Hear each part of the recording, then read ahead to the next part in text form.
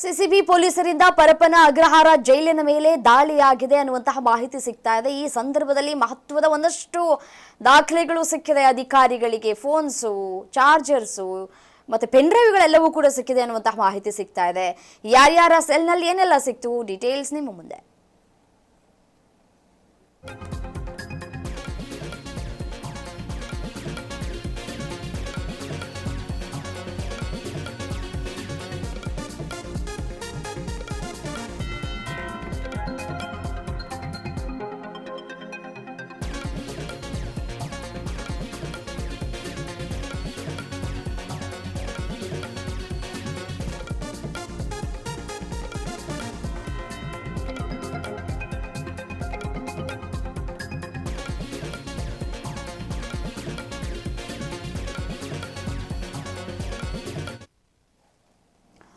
CCB ಪೊಲೀಸರಿಂದ ಪರಪ್ಪನ ಜೈಲಿನ ಮೇಲೆ ದಾಳಿಯಾಗಿದೆ.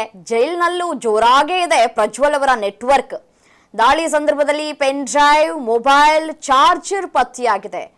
ಪ್ರಜ್ವಲ್ ರೇವಣ್ಣ, ಪ್ರತಾಪ್ ರೈ ವಿರುದ್ಧ ಎಫ್ಐಆರ್ ದಾಖಲಾಗಿದೆ. A1 ಆಗಿ ಪ್ರತಾಪ್ ರೈ, A2 ಆಗಿ ಪ್ರಜ್ವಲ್ ರೇವಣ್ಣ ಮೇಲೆ ಎಫ್ಐಆರ್ ಆಗಿದೆ. ಮೊಬೈಲ್ ಬಳಕೆ ಕೇಸ್ನಲ್ಲಿ ಜೈಲು ಅಧಿಕಾರಿಗಳ ವಿರುದ್ಧ ಕ್ರಮವನ್ನು ತೆಗೆದುಕೊಳ್ಳುವಂತಹ ಸಾಧ್ಯತೆಗಳು ಇದೆ.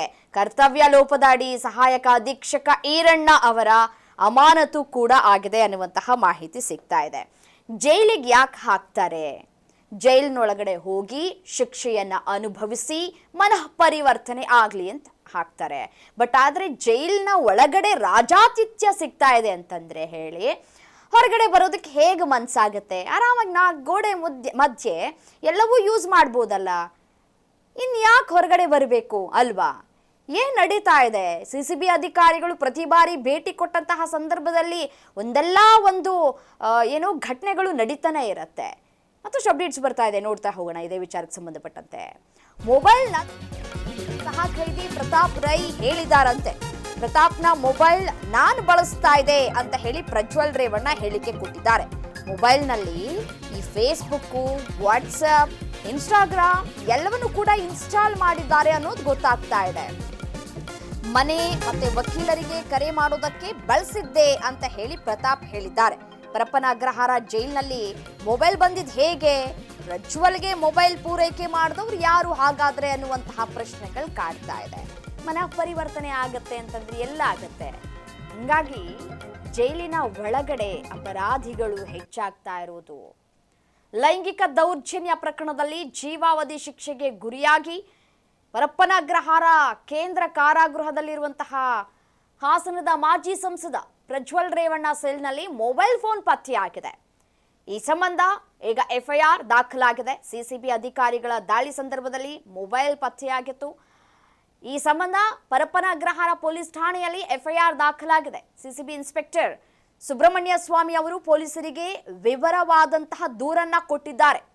ಈ ವೇಳೆ ರೂಮ್ನಲ್ಲಿ ಇದ್ದಂತಹ ಕೈದಿಗಳನ್ನ ವಿಚಾರಣೆ ಮಾಡಿದಾಗ ಓರ್ವ ಪ್ರಜ್ವಲ್ ರೇವಣ್ಣ ಸಜಾ ಖೈದಿ ಹಾಗೂ ಇನ್ನೋರ್ವ ಪ್ರತಾಪ್ ರಾಯ್ ವಿಚಾರಣಾ ಖೈದಿಯಾಗಿರೋದಾಗಿ ತಿಳಿದು ಬಂದಿದೆ.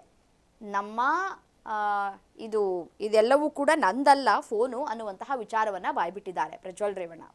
ತಮ್ಮ ರೂಮ್ನಲ್ಲಿ ಸಿಕ್ಕಿದ ಮೊಬೈಲ್, ಟಾರ್ಚರ್ ಮತ್ತೆ ನೋಟ್ಬುಕ್ ಮತ್ತೆ ಪೆನ್ ಡ್ರೈವ್ ಬಗ್ಗೆ ವಿಚಾರಣೆ ಮಾಡಿದ್ದಾರೆ ಅಧಿಕಾರಿಗಳು.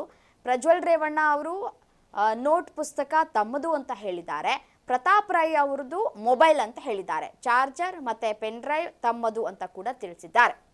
ಈ ಫೋನನ್ನು ತಾನು ಆಗಾಗ್ಗೆ ಸಂಬಂಧಿಕರು ಮತ್ತೆ ಲಾಯರ್ಗೆ ಕರೆ ಮಾಡೋದಕ್ಕೆ ಬಳಸ್ತೀವಿ. ಪ್ರಜ್ವಲ್ ರೇವಣ್ಣ ಸಹ ಲಾಯರ್ ಮತ್ತೆ ಸಂಬಂಧಿಕರಿಗೆ ಕರೆ ಮಾಡೋದಕ್ಕೆ ಬಳಸ್ತಾ ಇರೋದಾಗಿ ಹೇಳಿಕೆಯನ್ನು ಕೊಟ್ಟಿದ್ದಾರೆ. ಮೊಬೈಲ್ ಅವಶ್ಯಕತೆ ಇದೆಯಾ ನಿಮ್ಗಳಿಗೆ? ಮೊಬೈಲನ್ನು ಬಳಕೆ ಮಾಡೋದಕ್ಕೆ ಅಧಿಕಾರವನ್ನು ಕೊಟ್ಟೋರು ಯಾರು ಹಾಗಾದರೆ? ಅಲ್ಲ, ಅಲ್ಲಿಯೇ ಒಂದು ಲ್ಯಾಂಡ್ಲೈನ್ ಇರುತ್ತೆ. ನಿಮ್ಮ ಮನೆಯವರಿಗೆ ಕಾಲ್ ಮಾಡಬೇಕು ಅಂತಂದರೆ ಇಂಥ ಟೈಮ್ ಫಿಕ್ಸ್ ಮಾಡಿರ್ತಾರೆ, ಅಂಥ ಟೈಮಲ್ಲಿ ನೀವು ಕರೆ ಮಾಡಬಹುದು. ಲಾಯರ್ ಕಾಲ್ ಮಾಡಬೇಕು ಅಂತಂದ್ರೂ ನಿಮ್ಗೆ ಅವಕಾಶ ಇರುತ್ತೆ, ಅದರಿಂದ ಕರೆ ಮಾಡಬಹುದು. ಸರಿ ಆಯಿತು, ಮೊಬೈಲನ್ನು ಬಳಕೆ ಮಾಡಿದರೆ ನಿಮ್ಮ ಮೊಬೈಲ್ ಕೊಟ್ಟಿದ್ದು ಯಾರು? ಏನು ಮಾಡ್ತಾ ಇದ್ದಾರೆ ಜೈಲಿನ ಒಳಗಡೆ? ಜೈಲು ಒಳಗಡೆ ಹೇಗೆ ಮೊಬೈಲ್ ಪಾಸ್ ಆಗ್ತಾ ಇದೆ? ಪರಿಶೀಲನೆ ಎಲ್ಲ ಕೂಡ ಆಗುತ್ತೆ, ಡಿಟೆಕ್ಟರ್ಗಳು ಕೂಡ ಇರುತ್ತೆ. ಆದರೂ ಹೇಗೆ ತೆಗೆದುಕೊಂಡು ಹೋಗ್ತಾ ಇದ್ದಾರೆ? ಅದರಲ್ಲೂ ಫೇಸ್ಬುಕ್, ವಾಟ್ಸಪ್, ಇನ್ಸ್ಟಾಗ್ರಾಮ್ ಎಲ್ಲವನ್ನೂ ಕೂಡ ಬಳಕೆ ಮಾಡ್ತಾ ಇದ್ದಾರಂತೆ. ಪಾಸ್ವರ್ಡ್ ಕೇಳಿದ್ರೆ ನನಗೆ ಗೊತ್ತಿಲ್ಲ ಅಂತ ಹೇಳ್ತಾ ಇದ್ದಾರಂತೆ. ನೋಡಿ, ಆರಾಮಾಗಿ ಐಷಾರಾಮಿ ಜೀವನ ನಡೆಸೋದಕ್ಕೆ ಇವರುಗಳಿಗೆ ಜೈಲು ಶಿಕ್ಷೆ ಅಂತ ಹೇಳಿ ಅದೊಂದು ಅಣೆಪಟ್ಟಿಯನ್ನು ಕಟ್ಟುವಂಥದ್ದಷ್ಟೇ. ಎಲ್ಲವೂ ಐಷಾರಾಮಿ ಜೀವನ, ದುಡ್ಡು ಕೊಟ್ಟರೆ ಹೆಂಗೆ ಬೇಕಾದರೂ ಬದುಕ್ಬೋದು ಜೈಲೊಳಗೆ. ಹಾಗಾಗಿ ಪ್ರಕರಣಗಳು ಜಾಸ್ತಿ ಆಗ್ತಾ ಇದ್ದಾವೆ. ಅಪರಾಧ ಪ್ರಕರಣಗಳು, ಕೊಲೆ ಪ್ರಕರಣಗಳು, ರೇಪು, ಮರ್ಡರ್ಸು ಇವೆಲ್ಲವೂ ಕೂಡ. ಇನ್ನೇನು ಕೇಳಿ, ಜಾಲಿಯಾಗಿರ್ಬೋದಲ್ಲ ಜೈಲೊಳಗೆ. 3 ಹೊತ್ತು ಊಟ, ಯೂಸ್ ಮಾಡೋಕ್ಕೆ ಮೊಬೈಲು, ಇನ್ನೇನು ಬೇಕು ಅಲ್ವಾ?